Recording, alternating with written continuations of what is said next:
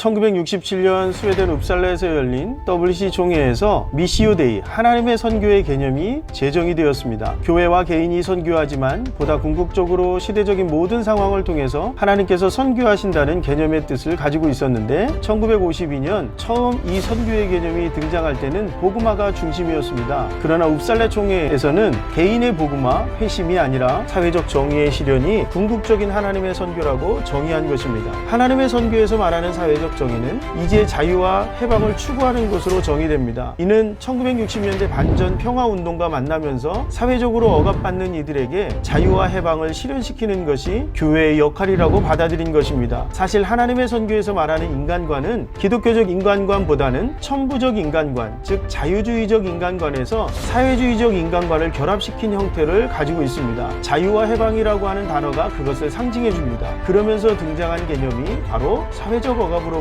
자유, 해방이 중요한 개념으로 등장합니다. 이는 기독교적 인간관인 이마고 데이, 신부적 인간관이 제시하는 사회적 정의, 자유, 해방의 개념과는 다른 것입니다. 1974년 복음주의 교회들이 스위스 로잔에 모여 로잔 선언을 발표했습니다. WCC의 신학에 대한 복음주의의 해석이었습니다. 로잔 선언은 선교에서 교회와 복음, 그리고 성령이 중심에 있어야 함을 분명히 했습니다. 또한 그러한 관점에서 기독교 복음의 사회적 책임을 분명히 했습니다. 팀켈러의 정의란 무엇인가에서 사회정의를 어디까지 인식하는지가 나옵니다. 에밀 브루너의 책에서는 국가의 역할과 정치체제가 등장합니다. 현재 이 인간관과 치열하게 대립하고 있는 문제가 동성애의 문제입니다. 그리고 분배의 문제에 있어서도 충돌하고 있습니다. 기독교의 복음은 변화하지 않고 고정되어 있습니다. 기독교의 인간관 또한 성경이 있는 한 변하지 않습니다. 문제는 우리가 신부적 인간관을 어떻게 세상 속으로 확장해 나가느냐 하는 것이 관건인 것입니다. 본질을 변화시키는 것이 아니라 본질로 변화시키는 것입니다. 교회에서 행해지는 설교가 왜 본질적이어야 하는지를 말해주고 있습니다. 하나님의 선교에서 말하는 인간관은 기독교적 인간관에서 벗어나 있습니다. 자유와 해방만을 추구하는 인간관은 우리가 말했던 것처럼 우리의 본질을 변화시키는 인간관으로 점점 자리하고 있다라고 하는 데서 우리는 위기의식을 느낄 수밖에 없습니다. 신부적 인간관,